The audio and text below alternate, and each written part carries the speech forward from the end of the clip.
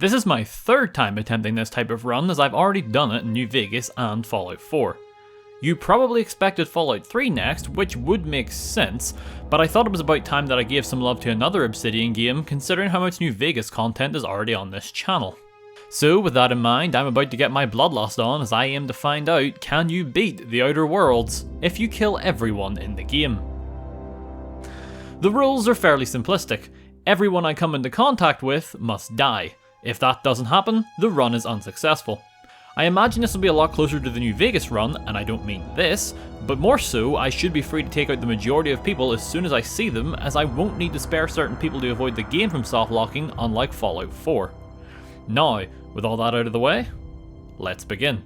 As this is me we're talking about here, no matter what the game is, if it lets me spec into a melee oriented build, that's exactly what I'm going to do. In a normal playthrough, the below average attributes wouldn't really be the best idea, as you would still want to talk to people, but that's going to be the last thing on my mind this playthrough. For my two skills to tag, I go with melee and defense, although looking back on it, tech would have been a better choice as it allows me to repair my weapons in the field, as well as tinker with them and boost their overall damage. For aptitude, I go with sous chef, the measly single point and one-handed melee weapons, because why not? And finally, if you care about what the character looks like, don't, as it's the same as usual. We start by getting ODST drop podded onto the planet, and I could say we already have our first kill as the pod lands right on top of Captain Hawthorne, but it's scripted, so we will not count it. There is then a brief tutorial about how to use such advanced maneuvers such as jumping and walking before I meet up with Guard Pelham, who will be my ticket to first blood, seeing how he is stupid enough to give a complete stranger his only weapon. I do the only right thing and return at least one of his bullets to him for safekeeping. Leaving the cave, and I encounter two marauders where I get to use the slow down time effect that I will always end up just calling VATS. Needless to say, the pistol makes quick work of both of them, and thanks to picking this lock on this bin, I get my first two-handed melee weapon, the telescoping staff. Essentially, it is a big piece of metal with an even bigger, rounder piece of metal on the top that makes for an incredibly effective beating weapon, as shown by what it does to Kimball and Mercer here. I then level up, put more points into melee, and take my first perk. This allows me to do more damage so long as I travel alone, which seemed like a no-brainer as I'd be getting rid of all potential companions as soon as I saw them. After heading into the ship and talking with it, I head back outside to find Ernest, who is mildly concerned about the dead bodies, so I implore him to stay with them forever. Not that wild animals and respawning enemies count towards the challenge, as they will always come back, but I also made the effort to head down from the ship and take out the nearby primals. It was definitely the toughest encounter yet, but nothing I couldn't handle. Besides, the minor struggle was worth it, as I got an even better weapon, as one of the corpses had a trip blade. After studying the blade with the help of some nearby marauders, I figured I was strong enough to head into the first town of Edgewater and really get the slaughter underway. Just before entering, I make sure to get rid of the two guards before taking down Silas. I think he was in charge of disposing bodies, so if anything, killing him has in turn saved him a lot of work. I haven't actually played the Outer Worlds since I finished it back in 2020, so I was honestly expecting more resistance when I entered Edgewater, but besides a handful of guards and a few named NPCs who fought back, there wasn't much that could even try and stop me. The first to go was Rosemary and all the sick she'd been caring for, who were then swiftly followed by anyone trying to relax at the nearby bar. I was also able to get the chef's hat off of one of my victims. I was initially wearing it because it increases my two-handed skill, but when you think about it, it also makes a lot of sense from a roleplay perspective, as I did say I was a sous chef at the beginning. I then take my newfound chef's power and funnel it into dispatching Constable Reyes. Next on my hit list was the Saltuna Cannery's workers, named and otherwise, before taking the elevator up to the top to have a chat with Parvati and Reed Thompson, the town's mayor. Initially I believed Parvati would be hard to kill, given that she's a force to be reckoned with when taken as a companion, but that was not the case here. Before heading out, I also grabbed the password from the terminal because it will be required when I make it to the power plant in a bit. There were just two final people to take down, that being another potential companion in the form of Vicar Max and anyone in the church, along with Ludwig Miller just south of town. Continuing with the plot, not that there is much of one with me acting the way I am, I make it out of town and after fighting my way through more bandits and whatnot, come upon the second main settlement of the Botanical Gardens. The name alone gives me horrible flashbacks to Arkham Asylum, so I want to be in and out of here as fast as possible. First to go was Adelaide, the leader of the deserters, and as I suspected, blunt force trauma is yet again the way to go. The rest of our little band of misfits quickly follows suit, the only one of note being Bad Guy here. Considering the pain he was probably in, what I did could be seen as a kindness. This is also where I started to bring guns into the mix, because having a low gun skill doesn't really mean all that much when they already dish out a fairly good amount of damage. The best one I found was this plasma rifle that could be charged up much like a plasma pistol from Halo. I'm sure there are many other fitting examples, but I like Halo. As it is an energy based weapon, it performs a lot better against the robots at the power plant than any of my melee weapons can as of right now, until I get some shock mods. I am here due to a mandatory main quest of course, but I also make an effort to seek out the only named human left alive in the plant, that being Higgins. One energy blast solves that problem, and to my delight I get a substantial melee upgrade when I take his nearby impact hammer. After the final robot goes down, I must decide whether I want a direct power to Edgewater or the Botanical Gardens. Seeing how everyone is worm food, the choice is ultimately pointless, so in the end I just sent it to the gardens. With that done, all that leaves is for me to return to Edgewater, grab the power regulator for the ship, and be done with this planet. With a concerning number of bodies already behind me, what's a few hundred more as I dock my ship at the Groundbreaker to once again start hacking away. Don't quite remember who Jane here is, but the fact she has a name means she must have been at least semi-important before she got clobbered. I then follow this up right away by taking out companion number 3 as Felix gets repeatedly blasted by my plasma rifle. I ended up biting off more than I could chew, so to speak, as when I was facing down some of the named soldiers such as Lee and Wheeler, I completely forgot to keep myself healed up and ended up having my first death. It's not a huge setback, as almost immediately I am back at them again, only this time I now have a plasma sword, so this kinda ends up resembling one of those 1000-degree knife videos from about 5 years ago. So, to say the expression "if I cut through them like a hot knife through butter" would be quite fitting. When I make it to the main hub of the Groundbreaker, I get rushed by Martin right off the bat. He didn't have any weapons to speak of, so his efforts were rather pointless. I did consider about whether or not I should have worn his big Spacer's Choice headpiece, but I decided against it as the armor rating was much lower than that of my current helmet.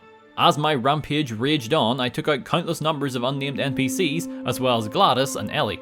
Ellie being another potential companion, and Gladys, who was someone I was meant to talk to continue with the story. Well, Obsidian always seem to make contingency plans for this sort of thing, so after I clear out Lilia and their sublet contractors, I make it to Udon and take him out as well, and then I can get his card key from him and use that to clear my ship for takeoff, meaning I am free to continue should I so choose.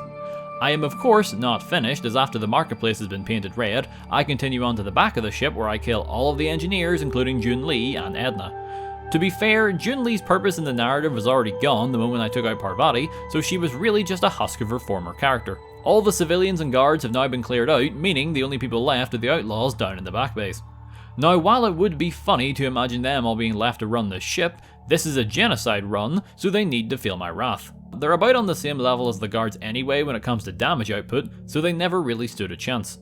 I did get a new energy weapon from their leader, which looked pretty cool. Spoiler alert though, it ended up not being as effective as the plasma rifle I am currently using. Next up was Monarch, or more specifically for now, the town of Stellar Bay. Things began as they normally do, me flailing around aimlessly with a sharp weapon, while people scream in the distance. That said, I ended up hitting a bit of a snag here which I did not expect. The normal residents and the majority of the MSI guards were yet again nothing to write home about in their feeble attempts to defend their home. The MSI commanders, on the other hand, were a completely different story.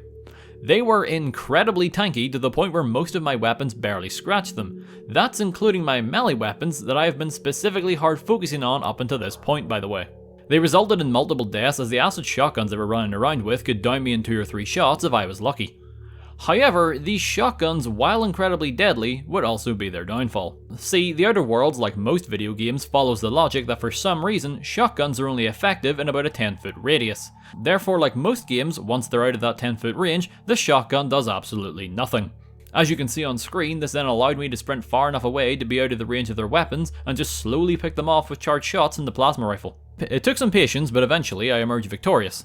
And as expected, once all of the commanders returned to Ash, I was able to wipe out the rest of the townsfolk with ease, including Nanyoka, the last human companion as far as I'm aware, as well as Sanjar, the man in charge. There are a few other settlements that I wanted to visit before continuing onto the radio tower for the main quest, and the top of my list was Amber Heights, the home of the Iconoclasts. Leaving the town and I came upon more Raptidons in and around the old buildings. I am quite the force to be reckoned with by this point, so I can clear my way through them without too much hassle. The marauders on the way to Amber Heights are nothing to waste time going over, but the Iconoclasts themselves are a completely different story. The majority of the named NPCs, such as Bronson and Rose, don't put up much of a fight, but just like the MSI had its commander units, the Iconoclasts have their own version called Revolutionaries. The major difference being these revolutionaries don't carry shotguns, but instead all have access to heavy machine guns, meaning getting out of their range is a lot harder than with the MSI commander's shotguns. I end up dying multiple times here while just trying to get past a handful of them. I was initially getting results by hiding in one of the buildings, as I could pick them off with my hammer as they entered. The only issue ended up being that if more than one of them entered at a single time, then I was almost guaranteed to die. After a while I noticed there was a way in behind some of the buildings that also only had one way in and one way out. The difference was that by crouching in this small hidey hole at the end of the alleyway, for some reason or another the Iconoclasts would rarely approach me. This then gave me the breathing room I needed to slowly pop out and shoot at any of the ones waiting around the corner so that I could lower their health or kill them while relatively safe. And should they manage to lower my health, I could retreat to the corner and heal up. After a while I was able to come out victorious and dispatch the final revolutionary. With them out of the way, all that left was a handful of Iconoclasts in the main building, which included their leaders, Zora and Graham. With a successful purge behind me, it was onto the nearby corporate factory, which should honestly be a lot easier. On my travels, more Mantisaurs, including a queen, got a taste of my new super plasma hammer thing that was very effective of just knocking them out of the way. I also happened upon a hostage situation, I believe, as I found some marauders who had tied up a few unnamed scientists to some explosive barrels. Being the good guy that I am, I immediately opted to put the scientists out of their misery before then turning my bloodthirsty attention on their captors. Shocker, they did not survive. As I had assumed, the workers and corporate soldiers at the Borst factory were substantially weaker than the clan formerly known as the Iconoclasts. To be fair, they accidentally made this easier as most of them were equipped with vortex maces that were substantially better than my current melee weapons. That, combined with some quick tinkering at a nearby workbench, meant I was carving them all up in no time at all. After that slaughter was over with, I began to make my way for the radio tower, which ended up taking a lot longer than I expected, as I guess I just struggled to read maps as I kept getting lost. Hudson and Joy, two punching bags as far as I'm concerned, were my first victims at the radio tower, who were then swiftly followed by the nearby marauders. Inside the radio tower there were in fact more marauders, I know, who would have thought. Regardless, none of them are any more challenging than the hundreds I've already murdered so far in this run. All that left was the information broker, who, by the looks of it, must not have known a lot about me, otherwise he would have had a lot more than just two flimsy robots to protect him. I then activated his terminal to get the information that I required, go outside to watch a ship crash and kill more people, seemingly making my job a lot easier, and then I made my way to Phineas' space lab to inform him of all the good news. I do like the unique dialogue he has for why he's hiding behind bulletproof glass, due to my incredibly violent nature thus far.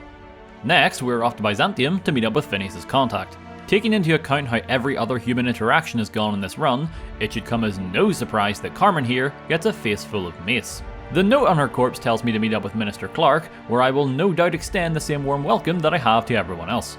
The corporate guards around Byzantium are very hit or miss when it comes to how deadly they can be. The majority seem to run around with basic plasma rifles and batons, and don't seem to have all that much health, so no problems there. That said, there are a few that come with plasma cannons, and if they're able to get even one charged shot off on me, then I may as well just look back to a previous save, as by that point I'm usually as good as dead. In an attempt to even the playing field, after taking out Winston Forsyth, who I believe is the resident arms dealer, I can steal a nearby Mark II grenade launcher that proceeds to decimate just about anyone I pointed at. Something I didn't even consider was that going on a killing spree here was quite good in terms of money, as each of the unnamed wealthy citizens would carry somewhere between 200 and 450 bits each. The first thing I did with all the money was purchase an armor upgrade, as I felt it would be necessary. I then spent some more of those bits tinkering with my current weapons to make them hit just a little bit harder. These upgraded weapons were put to good use almost immediately as I started to make my way around the town, going from building to building as to make sure that no one would escape my wrath. I feel there are only so many ways I can describe how I entered a building and then proceeded to commit countless acts of murder, so hopefully the accompanying footage can speak for itself. How did you get in here? With Minister Clark joining countless others in the afterlife, it was time to continue with the plot as best I could, as I needed to find some chemicals for Phineas before I can leave Byzantium. The place in question that I would need to search was the HCC building. I would explain what that is, but if it isn't already obvious, I've been skipping past a majority of dialogue and barely reading any notes, as none of it seemed all that important to what my current goal was. All you need to know about the place was that it was heavily guarded and caused me quite a bit of trouble to get through. Charging in with my mace was never going to cut it. Lucky for me though, with all of the money I'd been hoarding, I still had loads left over from the upgrades I previously mentioned, and could then head to a nearby vending machine and get my own plasma cannon. For as good as the weapon was, and it was incredible, I still had to play cautiously, as while I may disintegrate them in a few charged shots, they could also do the exact same to me. After a while, I'm able to burn through the guards and can make it to yet another named individual who I am certain has a lot to say, but I am of course not going to hear him out. As the goose chase continues for the chemicals, I am pointed in the direction of the Ministry of Accuracy, whatever that is. By now I've leveled up multiple times in Byzantium alone that I've surpassed most of the guards in terms of strength and can easily swat them all aside as I make my way to the control room where the game prompts me with a choice. Do I A. take a small amount of the chemicals so that the corporate's test subjects survive, or B. do I take all of the chemicals and leave them to die?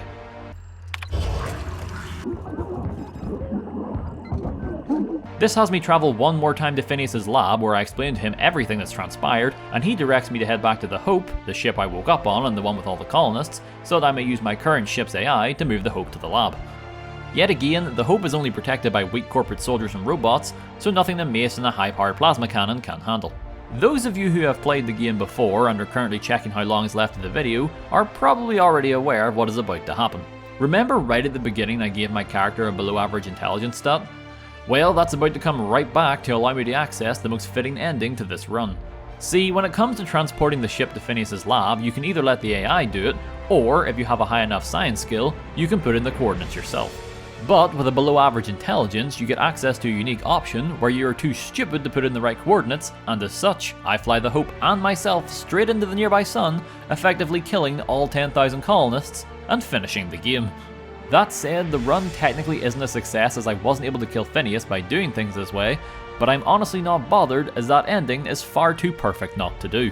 I'm so glad that I could finally get round to doing videos on the Outer Worlds. If you want to see more challenges in the Outer Worlds, feel free to leave a comment down below. Regardless, that's coming in this challenge video. If you enjoyed what you saw, consider a video while liking, interested in more challenges in the future. Feel free to subscribe to our these videos every week. My name's Nerbit, stay safe and I'll see y'all in the next video.